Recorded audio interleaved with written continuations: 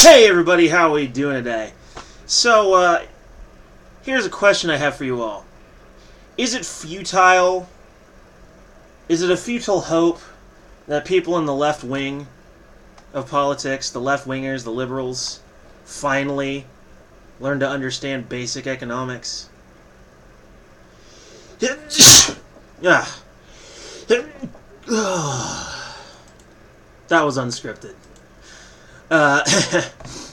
Well, I think it might be a futile hope. From reason, free minds, and free markets. Target employees won the fight for $15 minimum wage, but weren't ready for the trade-offs. Workers say they've had their hours cut and lost other benefits, such as health insurance. If only someone could have predicted that. Well, gee, do you ever think that maybe the minimum wage is a bad thing because companies may not be able to afford it? If you have it alongside with other benefits, they only have so much money and so many profits, you know. And they have many other costs to pay out other than just employee benefits. Like how about store maintenance, for instance? Repair jobs. Property tax. Come on, people! But under pressure from activists, Target announced in September 2017 that it would hike wages for all 323,000 employees to at least $15 per hour by 2020. This was a major victory for the fight for $15 movement, a win that was supposed to have repercussions for retail and fast food workers everywhere. Our momentum is unstoppable. A Minneapolis fight for $15 organizer told Common Dreams. 2 years later, the story is pretty different. I got that dollar raise, but I'm getting $200 less in my paycheck. A Target employee named Heather told CNN Heather's hours have been cut from about 40 per week to around 20, she explained. And she's hardly alone. CNN Business, which withheld employees' last names, has interviewed 23 Target employees in the past month. Many tell the same story. They're working fewer hours and have lost some employment benefits as a result. Target only provides health insurance benefits to workers who average at least 30 hours of work a week.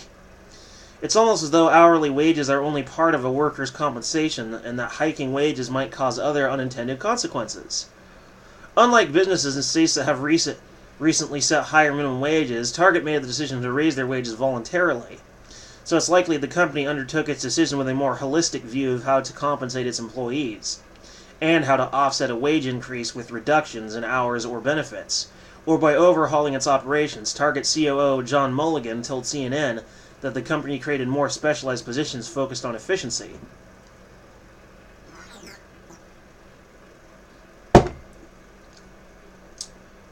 I have no idea why Reason is referencing CNN. But surprise, surprise, these people demanding $15 an hour didn't take into account the fact that their employer would have a budget. They simply could not afford to pay them $15 an hour and other employee benefits at the same time. They weren't thinking economically. They were thinking me, me, me, me, me.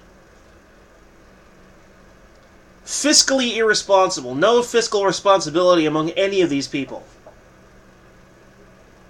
And you know what? Really, if anyone actually tried to explain it to them, I'm probably sure they just plug their ears and go, la la la la la. Because they want to live in their liberal dreamland where there's a magic money tree that pays for everything.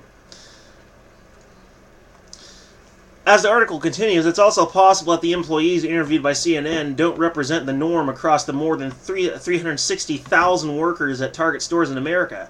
In any company of that size, there will always be some people who are having their hours reduced while others are taking on larger roles. But the bottom line is that wage increases do not exist in a vacuum, and that's not just true at Target. Minimum wage increases are not a net good and zero-sum at best. According to a recent analysis from the Competitive Enterprise Institute, or CIE, a free market think tank, in a report released earlier this month, CEI found that mandated wage increases include a wide number of trade-offs, including reduced non-wage compensation, fewer job openings, reduced hours, increased automation, higher insurance copays, less vacation and personal time, and reduced employee discounts.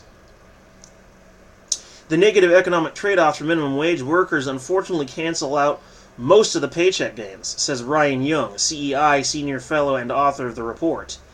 That sounds like exactly what happened at Target. The company keeps hiring more and more people part-time. Target staffer Lee Beecher, a member of United for Respect, a workers' advocacy group, told CNN, "I'm a loyal employee. I'm trying to pick up a second job for the hours I'm not getting at my current job."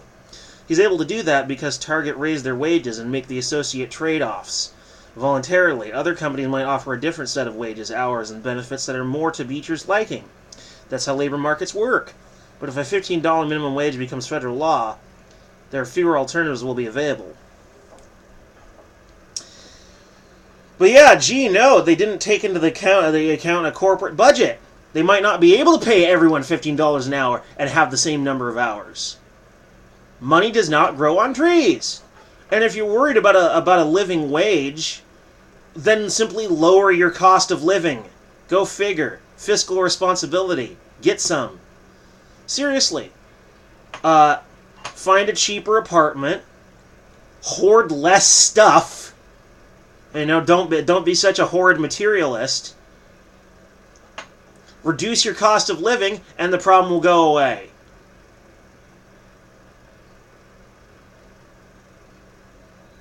When you go to buy that new TV, maybe reconsider and wait for a couple months.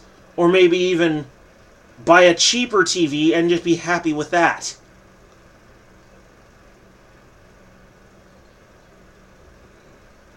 You know, be happy with what you have. You don't always need to be buying everything constantly. That level of consumerism is not healthy. And if you really must have that new Nintendo Switch or whatever, put it on layaway. Pay it off little by little each month. That way you free up more money for bills and stuff. But yeah, go figure that they wouldn't take that into consideration.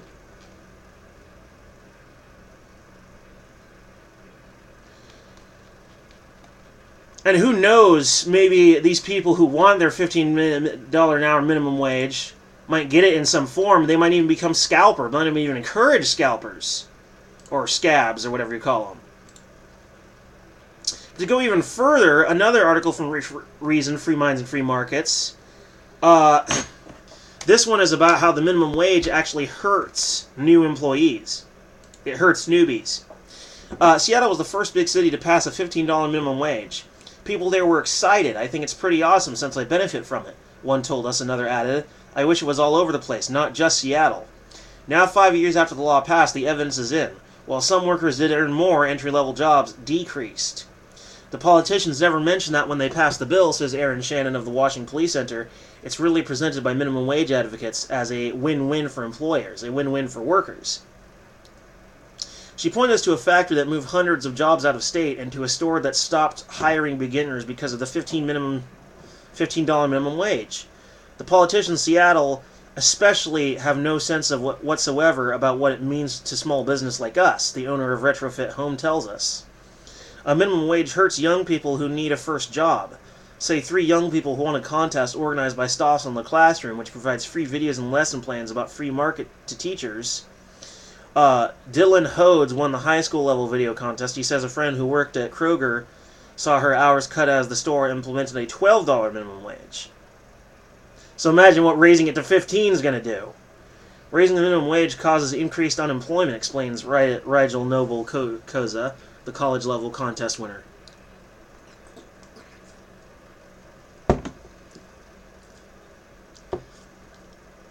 Part of the reason why the left refused to see the obvious problem is because a lot of people on the left are emotionally driven.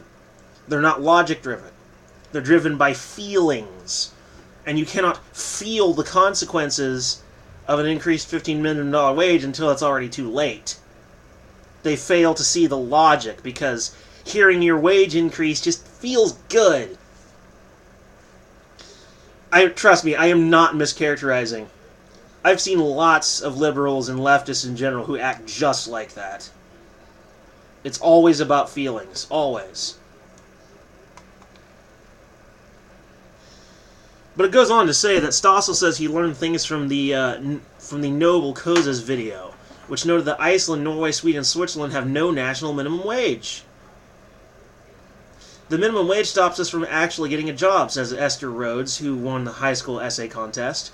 She points out that the earliest advocates of the minimum wage wanted to price black Americans out of the market. Yes, they literally wanted to create a minimum wage to price black Americans out of the market. Never learned that little history lesson, did you? About 100 years ago, blacks were often paid less, but they were more likely to be employed than whites. Representative Miles Clayton Allgood said he hoped the minimum wage would stop cheap colored labor in competition with white labor. It was meant to keep the poor and the minorities from getting jobs, Esther tells Stossel. The minimum wage also harms young people. Esther explains, I'm 14. It'd be very difficult for me to find a job. My labor wouldn't be worth a $15 an hour. If only politicians were as smart as those kids, Stossel says. When you discover a procedure that was meant to achieve one goal and then try to repurpose it for another, surprise, surprise, all it ends up doing is achieving what it was originally meant to achieve, not what you want it to achieve. Go figure. Isn't that just incredible? And you know, they're always talking about wanting to be more like the Scandinavian countries, to call them social democracies and so forth. Why is this the one way they don't want to be like the Scandinavian countries they praise so much? No national minimum wage. Excuse me. Best way to do it. If you want a living wage, lower your cost of living. Settle for a very nice, cheaper house. Stop buying shit constantly. Learn to spend responsibly. And it won't matter. Then you will have a living wage. I mean, my God, people. But no, you want to be your typical first world problems liberal brat who's constantly spending like there's a magic money tree. There is no magic money tree. Anyway, that is all, folks. Peace!